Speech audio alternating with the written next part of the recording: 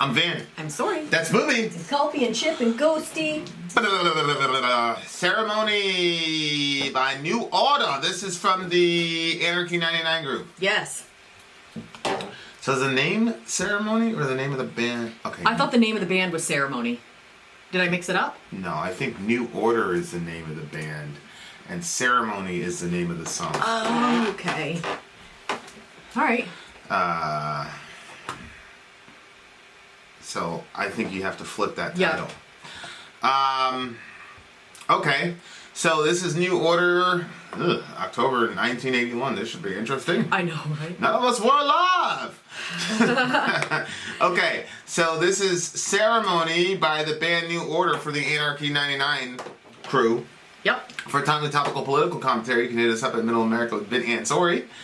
And that's also where you get to hang out in the firesides, when we make ourselves the most accessible YouTubers of all time. Yes. Yeah, those things are usually an hour and a half, 2 hours long, where you can hang out. And we talk about anything and everything on those firesides. And argue and laugh. All that good jazz. Okay. Oh, hey, if you check the link below in our description, you can order one of our Sori secret shirts. And if you take a picture with our gear, then you can get featured in one of our videos. Oh. And today, we're featuring the big homie Kyle. What is up, Kyle? Kyle Lamb finally got his Sori Secret shirt. Kyle's been with us for a while. So we featured the Sori Secret shirt that Rachel the Village Maggot and Yep. Culpy. Culpy were wearing. So Culpy, who is still dodging me in Madden. How dare you? I don't think Culpy's dodging me. You should see Culpy. He's getting really good, too. You better look out. Okay, so there we are. This is Ceremony by New Order. Let's check them out. All right. And go.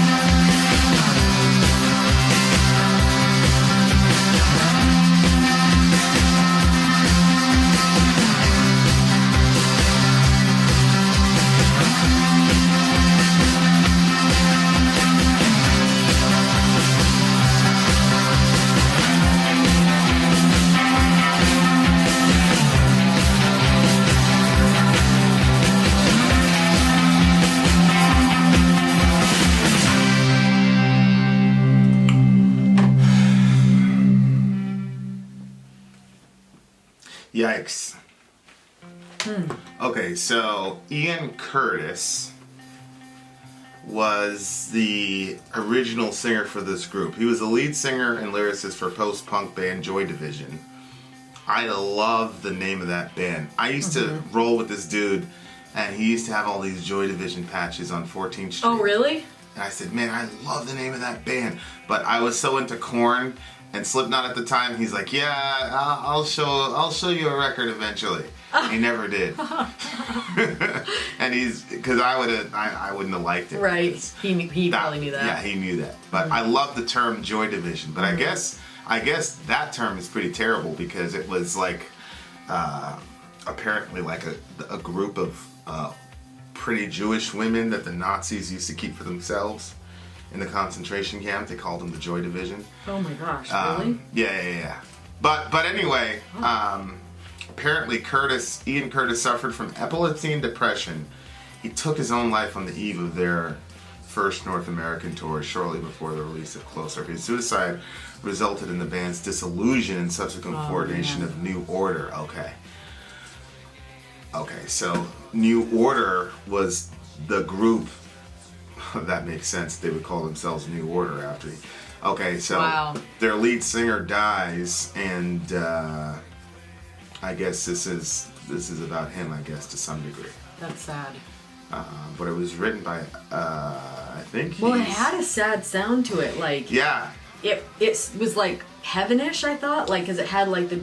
Had that echo feel. But then it had like a sadness to it. Yeah, and it's one of those things where it was one of the ways they moved on from the Big Homie. Rest in peace to the Big Homie and Charlotte's with the himself.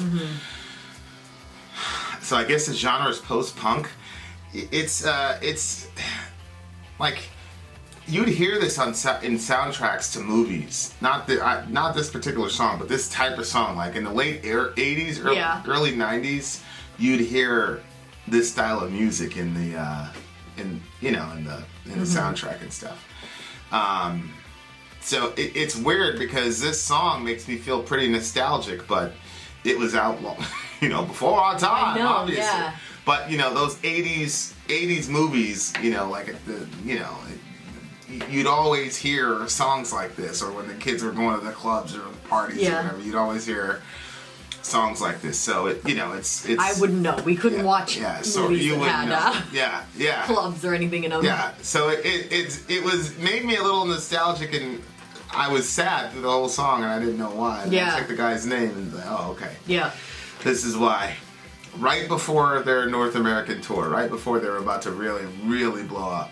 Wow. He took. You can't buy happiness, man. You just can't. Nope. This is why events unnerve me. They find it all a different story. If you Head from Korn. Yeah. He posted something on Instagram today, and it was just like this video where he was just talking about like his experiences and stuff. And he was basically talking about like using drugs, because he was like, you breathe it in, and it like goes up and it makes a chemical reaction inside of your brain, and then you get this euphoric feel, and it's like, and then it kind of spreads through the rest of your body. But then he was talking about when somebody he said the reason that he was at the top, he was all in his band and stuff like that, and then he was just like empty, like he was still looking for that high and he just couldn't really get it. So then he was talking about how when he like started his relationship with God, he was like, it's like God, like it comes into like the depths of who you are as a person, and it spreads up from there. So you get like, it goes to your brain, it goes to the rest of your body, but it goes deep within you. And he was talking about how that like changed him. It was just really, I was just cool. And then just like, because you said you can't have everything. Like this kid was at the top of his thing. It was just about ready to blow up and stuff like that. But, Yeah, and his kudos to his band members from the name of the album is Substance. Kudos to the band members for not giving up and moving on. I know, because that must have been really discouraging, because they were about ready to do a big tour. Yeah. So then what do? You don't have your singer. Yeah. So they must have just, I guess, canceled it, and then went up later, Yeah. I mean, I think that's what pulled happened. together and got another singer And they wrote this song and blah. I mean, maybe somebody else from the band took over. I don't know. For singing, I'm not sure. yeah. This is why events unnerve me. They find it all a different story. Notice whom for wheels are turning. Turn again and turn towards this time. All she asks. I think that was supposed to be 4 as in the number.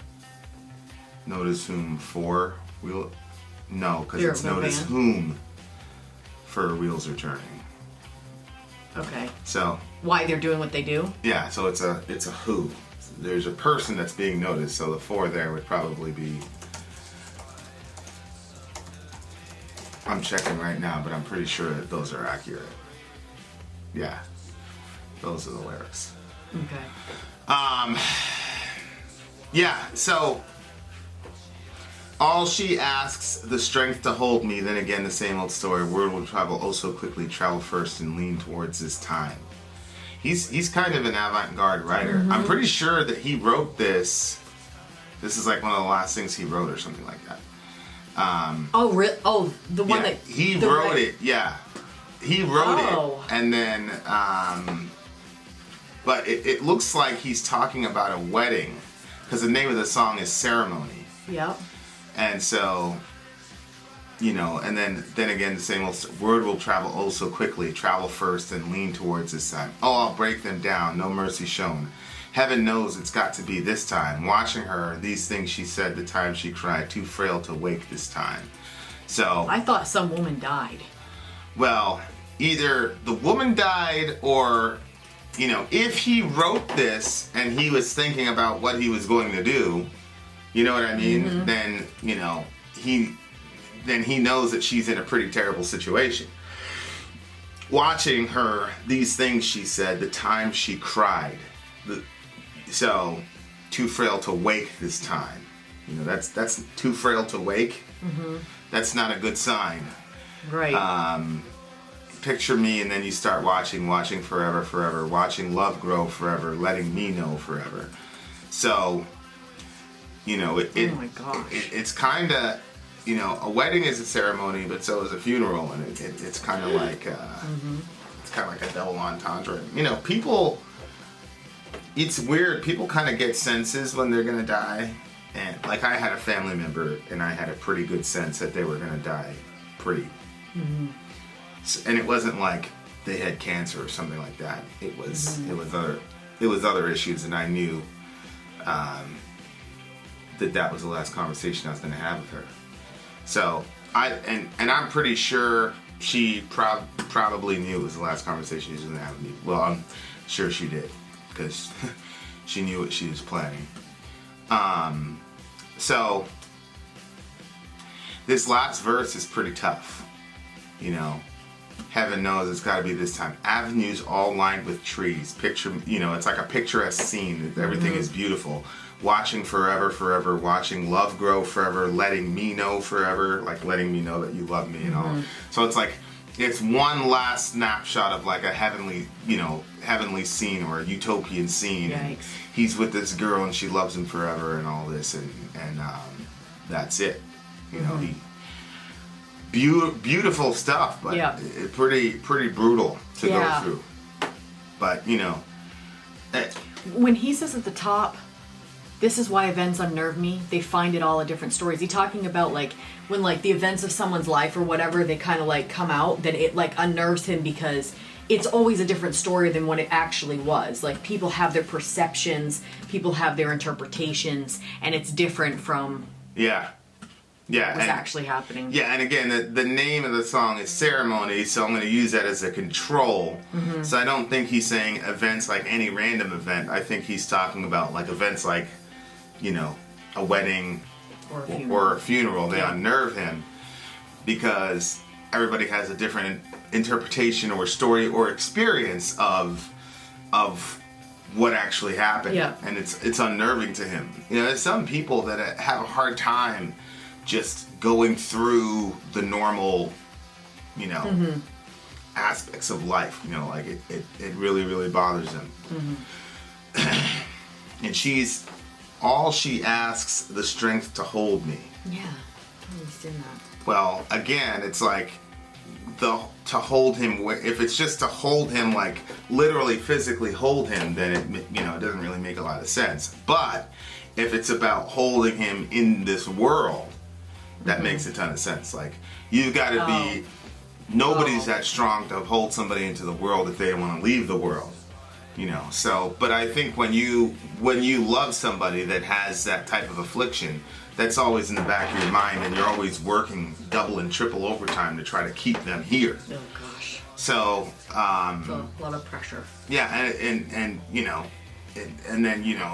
the fallout is if a person goes, then you feel like you failed or whatever, or you were not strong enough to hold the person here because they had to leave or whatever.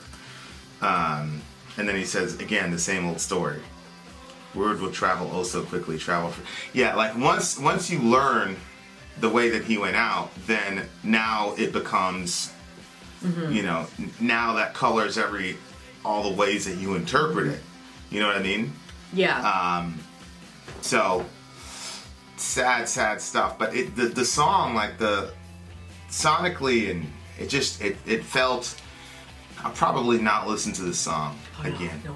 But It was sad. I like it. I like it a lot. It's just, this is one of those songs. Like I used to get in these moods where I just like wanted to be like stew in depression and melancholy. And And this is for that. This is one of the songs I would listen to like over and over again if I wanted to. Not to say that other people wouldn't get happiness and joy out of the song. I'm sure people would. I mean, and the song ends on the desire to be loved forever and to be known that you're loved forever. And you gotta respect that, and that's a beautiful thing. But good Lord, it's tough stuff. On the evening of 17 May 1980, Curtis asked Deborah to drop her pending divorce proceedings. She replied that he would likely have changed his mind by the following morning, and then, mindful of his previous suicide attempt, also concerned with his state of anxiety and frustration may drive Curtis to an epileptic fit, offered to spend the night in his company. Deborah then drove to her parents' home and informed them of her intentions. When she returned to his house at 77, his demeanor had changed. He informed his wife of his intention to spend the night alone, first making her promise not to return to the house before she had taken the 10 a.m. train.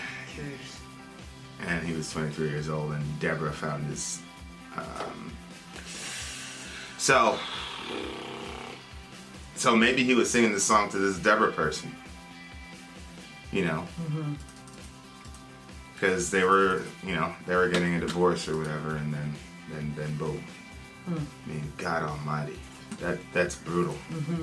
Brutal. And I get it. He was trying to take care of her and tell her, hey, don't come back home until whatever. Because he didn't want her to see him in that situation. But he did. She did, right? I don't know. I mean, eventually she's going to come back. Well, I'm assuming that he felt...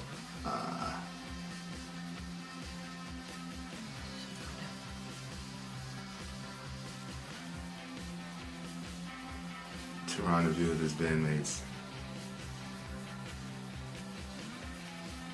No, yeah. I don't know. His wife recollected that he had taken photographs of their wedding and their baby daughter. Yeah, that's what I was reading. So he could view them while he wrote his suicide note. Yeah, brutal stuff. Brutal stuff. But it's a good song. Obviously, very talented dudes. What do you give it? I'm gonna silent count this one. Yeah, I can go with that. Because silent count means that sometimes the moment's just too holy to. Yeah.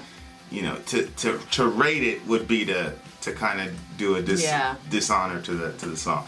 Very, very good song. I enjoyed it in the sense that it was really, really good. Just a sad situation. Picture me. Pictures. Ugh. Sad situation, but beautiful song. Like I said, I liked it, I enjoyed it, but it's just heavy because of the historical context, but really, really good song. I'd like more songs from this band, New Order. Yeah. Because I think that I'm gonna really enjoy this band. Yeah. Hopefully there are more in rotation because I love that, like, because the late 80s, early 90s feel is like when I just came to this country. So I was like a little baby, basically. So like the late 80s, early 90s stuff brings back a lot of nostalgia because there was like a 3 or 4 month window before things got really crazy in our household. So it's pretty nostalgic. So keep asking for more New Order. Rest in peace to the big homie. We'll see you one day, inshallah. Vin out. Sorry out. Gone.